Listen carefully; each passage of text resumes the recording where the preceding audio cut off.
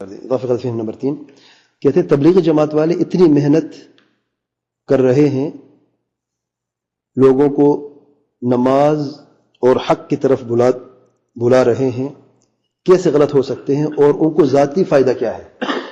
یہ غلط فہمی ہے۔ اس کے جواب میں نمبر 1، محنت کر رہے ہیں صحیح ہے، نماز کی طرف بلا رہے ہیں یہ بھی صحیح ہے، حق کی طرف بلا رہے ہیں یہ غلط ہے۔ حق کیا ہے؟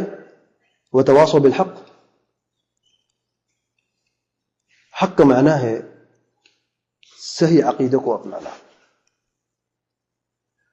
ایمان کو سمجھنا اور جاننا، اور اس ایمان اور توحید اور صحیح عقیدے کی بنیاد پر اپنی زندگی کو قائم کرنا۔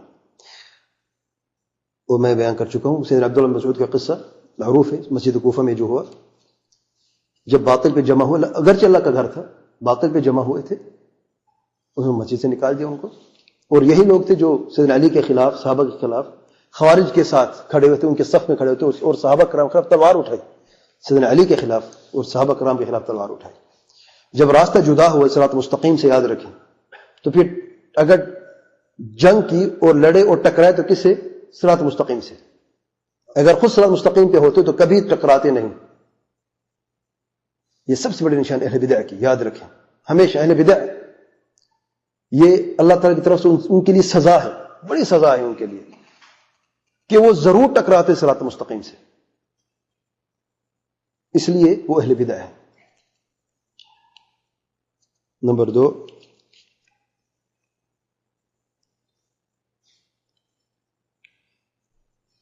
کہتے کہ ان کو ذاتی فائدہ کیا ہوا؟ یاد رکھیں، میں نے پہلے بیان کیا تھا کہ مولوی محمد زکریا صاحب فرماتے ہیں کہ میں یہ چاہتا ہوں کہ دعوت و تبلیغ کے نظریات میرے ہوں، دعوت تبلیغ کے جو نظریات ہیں، علم ہے، وہ اشرف تھانوی صاحب کے ہوں اور طریقہ میرا ہو۔ اسی بنیاد پر یہ جماعت قائم ہوئی،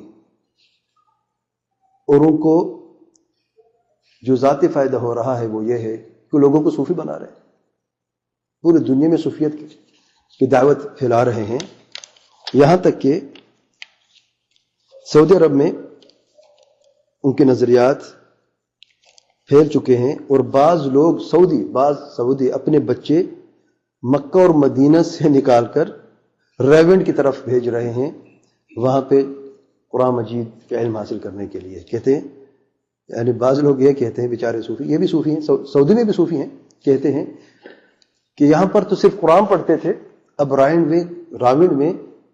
میں وہ قرآن نور کے ساتھ پڑھ رہے ہیں۔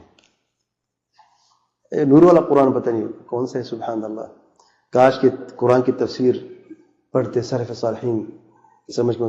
دیکھیں، پوری دنیا سے لوگ تمنا کرتے ہیں کہ وہ ام القری یونیورسٹی میں داخلہ ان کو ملے، یا مدینہ یونیورسٹی میں ان کو داخلہ ملے، اور یہ جاہل لوگ اپنے بچوں کو یہاں سے نکال کر وہاں بھیج دیتے ہیں۔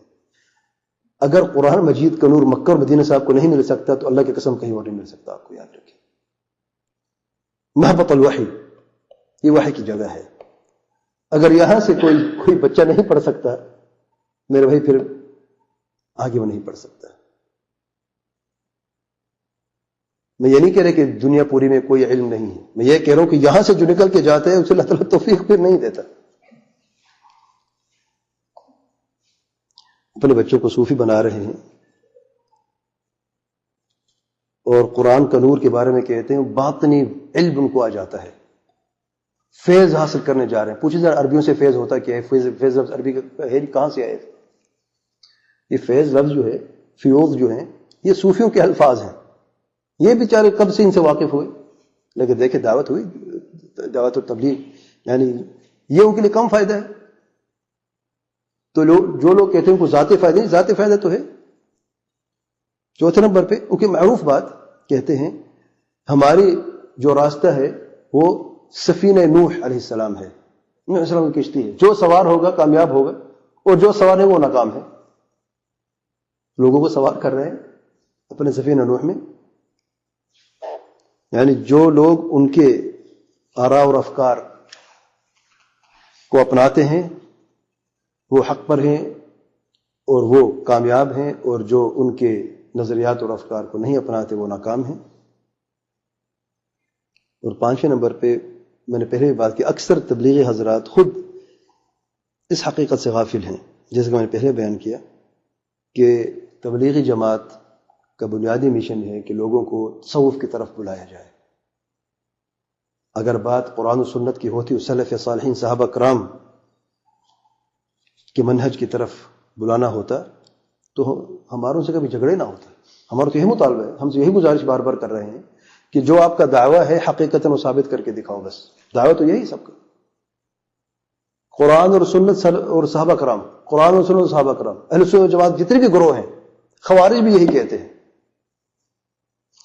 معتزلے بھی یہی کہتے ہیں، جہمی بھی یہی کہتے ہیں، اشعری بھی یہی کہتے ہیں، ماتریدی بھی یہی کہتے ہیں، صوفی بھی یہی کہتے ہیں، سارے یہی کہتے ہیں، لیکن دعوے میں اور حقیقت میں زمین آسمان کا فرق ہے۔